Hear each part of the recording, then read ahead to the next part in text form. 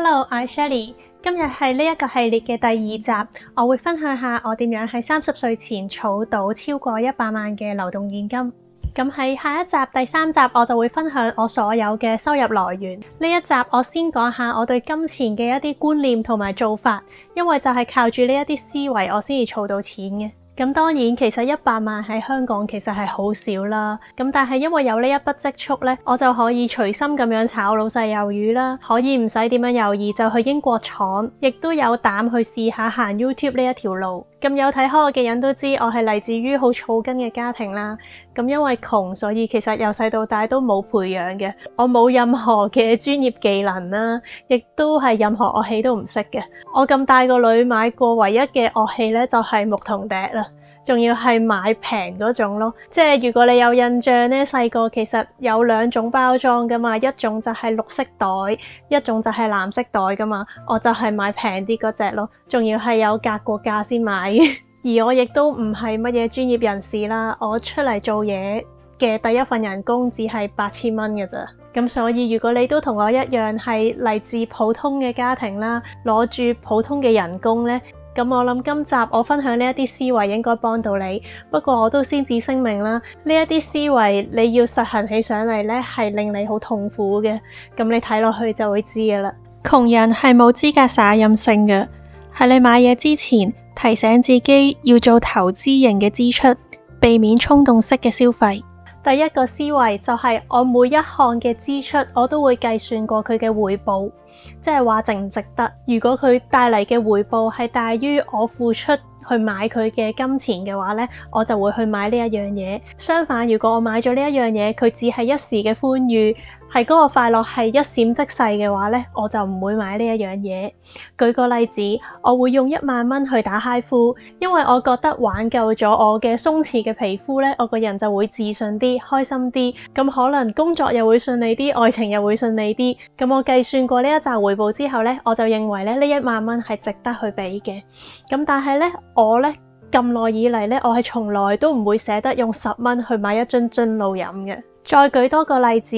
我係會捨得同我嘅屋企人一齊去旅行，同埋食一啲貴價嘅餐廳，因為我覺得同屋企人嘅回憶係無價嘅，能夠製造呢啲回憶呢，係令我覺得係好值得嘅。而且我覺得旅行呢係可以增廣見聞啦，對自己長遠嚟講個眼光同埋個知識呢都係有增長嘅，咁所以我認為係值得。但係如果我自己一個人嘅時候呢，我連喺街邊買一串幾蚊嘅魚蛋呢，我都要左諗右諗。所以你睇到呢一個思維呢，係要你對每一件事物都要作出一個評估，去評估佢嘅回報率高定係唔高。你要睇嘅唔係佢嘅銀碼，而係佢嘅長遠價值。久而久之，如果你做到嘅話呢，你就會慣性咁樣抑壓咗你自己嘅物慾。有啲嘢你想做、想買、想食嘅話呢，你都會左諗右諗，最後都可能衡量過之後呢，就唔去買唔去做。咁所以呢，個人係會長遠嚟講呢，係冇咁開心噶啦，冇咁隨心所欲噶啦。咁但係呢，你就會使少咗錢去買一啲短暫嘅快樂，而係會培養到你會識得去將啲錢使喺一啲有價值同埋有回報嘅事物上面。如果出身貧窮又冇高薪厚職，必須要借助投資先有機會脫貧。第二個思維係投資嘅撥備。每一個月我出糧嘅時候呢，我已經會計好咗我呢一個月有啲乜嘢嘅開支，即係家用啦、食飯搭車啦，我呢個月要買嘅嘢啦，同埋我同朋友去 social 要用到幾多錢啦。咁除咗呢一紮錢之外呢，剩低嗰啲呢，我就會撥去投資嘅戶口啦。咁投資嘅戶口亦都有分高流動性同埋低流動性嘅喎，因為你一定要擺一啲錢喺你高流動性嘅投資嘅戶口度。咁你霎時之間有啲咩突發事，你係需要用到錢呢，你都可以比較輕易咁樣調到啲錢出嚟去周轉。咁呢一個習慣呢，可以令你呢每一個月都做好一個預算啦，計到自己大概嘅支出係幾多，咁你就會減低到你無謂嘅開支。而且呢一堆錢撥咗落去投資嘅話呢，亦都會為你帶嚟一啲投資嘅回報。窮人嘅財富從來一開始都係要靠積少成多、聚沙成塔。如果你睇唔起一粒沙嘅話，你就失去咗將佢聚成塔嘅籌碼。第三個思維就係我係會重視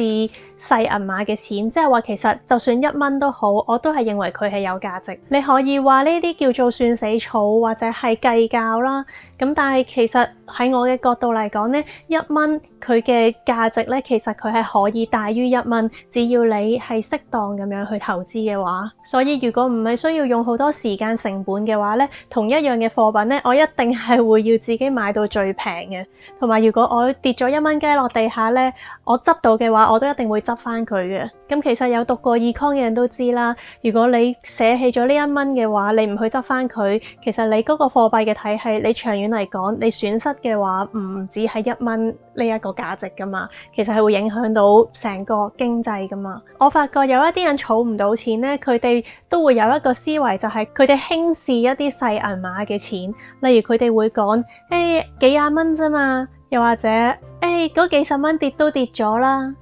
啲濕碎數嚟嘅啫。但係其實咧，財富咧就係由一啲濕碎數去組成嘅喎。而月光族咧，佢哋之所以成為月光族咧，就係因為佢哋有太多濕碎數嘅 expense 啦。面子係有錢人嘅玩意，喺你成為有錢人之前，唔好因為驚尷尬，亦都唔好因為要沖大汗而去亂咁使錢。第四個思維就係你要勇於拒絕。我係從來唔會為咗要面或者唔好意思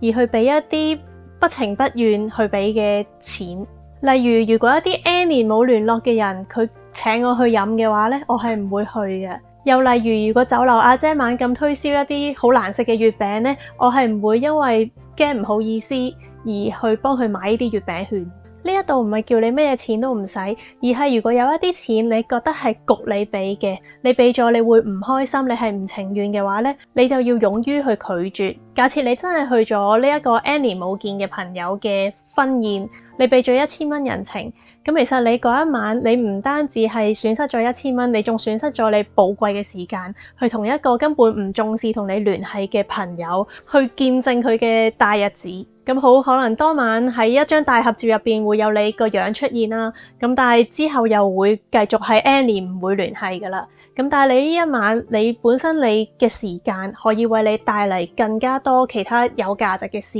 而呢1000蚊本身亦都可能夠為你帶嚟大於1000蚊嘅回報。咁但係因為你唔好意思拒絕，咁你就損失咗呢一啲嘢啦。有錢人用金錢買時間，而窮人就要出賣時間換金錢。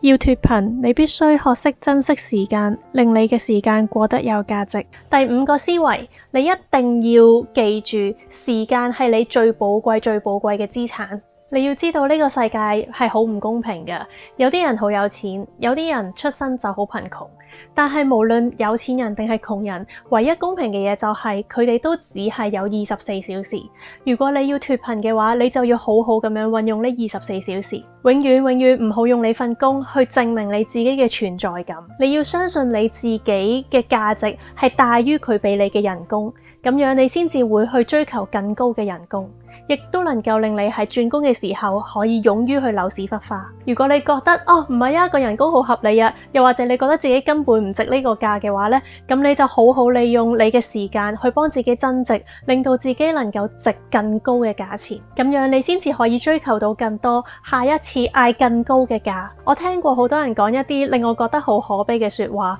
今日返工冇乜嘢做啊，好悶啊，又或者話今日唔使返工啊，放假都唔知做咩好悶啊。我每一次聽到我就諗，唔係啊嘛，乜你人生嘅意義就淨係返工嘅咩？冇工作充實你嘅時間嘅時候，你應該更加好好咁樣把握呢個機會，去為自己增值，去諗更多方法去賺錢。其實我覺得公司係一樣好可惡嘅嘢嚟嘅，佢用金錢就買咗我哋嘅時間，買咗我哋最寶貴，錯失咗就永遠都追唔返嘅嘢，所以我一定會鞭策自己要努力去攞到最多，咁樣我付出嘅時間先至係值得。希望你都可以學識呢一個思維啦，唔好為公司賣命，你只係一粒齒輪嚟嘅啫，任何人都可以取代你㗎。你唔喺度做嘅話，公司好輕易就會揾到人去代替你㗎啦。唔係話冇咗你唔得㗎，但係你自己嘅時間，你所犧牲陪伴你屋企人嘅光陰，同埋你自己嘅健康，冇咗就係冇咗㗎啦。我之前都有拍過條片講下點樣轉工嘅時候扭屎忽花嘅，有興趣嘅話可以睇睇啊。適當地運用借貸，偷啲時間返嚟賺投資回報。第六個思維就係多啲運用信用卡。相信做 finance 嘅人都一定會識得利用借貸去為自己製造更多嘅財富啦。咁我係普通人啦，唔係 finance 人，咁我就最基本最普通咁樣呢，就會用信用卡去代替現金咁俾錢。因為用信用卡俾錢呢，你就會多一個月嘅時間有嗰一批流動現金喺手度，咁你就可以藉住呢一個時間用呢一批流動現金去投資，製造更加多嘅回報。假設你嘅信用卡每月嘅結數日係15號啦，發單日期係17號啦，而還款日期就係下個月嘅12號。咁你喺4月15號簽嘅賬呢，因為佢16號先至賬噶嘛，咁所以呢就會係4月15號碌嘅卡，就會喺5月12號先至需要還款。比起用現金俾錢，你係多咗27日嘅時間，有呢一批現金喺你嘅手度用嚟投資。咁而且你用信用卡嘅話，有時你用某啲卡買嘢又會再平啲，而且你嘅信用卡又會可以儲到分同埋儲到里數。咁但係呢一度都溫馨提示啦，呢一個思維咧唔適合嗰啲有錢就會身痕，亦都唔識得量入而出嘅人去用嘅。因為佢哋會先使未來錢，唔覺就會碌多咗好多無謂嘢。咁呢6個就係我今日同大家分享嘅儲錢嘅思維啦。咁唔知大家覺得難唔難做到呢？咁片頭我講過係會好痛苦啦。咁係因為呢，當你時間耐咗呢，你就會習慣性每樣嘢呢，你都會計住計佢嘅回報率，計佢值唔值得，計佢有冇必要，同埋計佢係咪只不過一時嘅快感。當你俾錢嘅時候呢，你又會去計住用邊種方式去俾錢，你嘅回報係會最大，你係會俾得最抵。你又會不停咁樣成日催促自己呢，逼自己上進，逼自己要努力揾多啲。咁所以呢一啲根深蒂固嘅思想呢，係會令你久而久之呢，係會成日慣於抑壓自己啦。同埋即使到你有一日你嘅荷包已經好鬆動呢，你都仍然係會抱住呢一啲思維去計算，同埋會去繼續鞭策自己更加努力。其實我成日都好羨慕有啲人佢哋使錢呢可以隨心所欲㗎，即係其實佢哋嘅錢未必有我咁多，但係佢哋想使就使，想食就食。其實我好羨慕佢哋呢一種心態，因為咁樣好似好舒服咁。但係同時呢，佢哋亦都會羨慕我有嘅儲蓄，令到我有嘅自由更加多啦。因為其實佢哋都係辛苦做嘢，然後就去隨心所欲咁樣使錢啦，但係我就係使錢嗰度好審慎，但係就換取喺工作上面更大嘅自由度。咁下一集我會講下我嘅收入來源啦。如果今集中意我嘅分享嘅話呢，記得幫我讚好、分享、留言、訂閱同埋打開鐘仔，咁下次出片呢，你就會收到通知㗎喇。咁下一次再見啦，拜拜。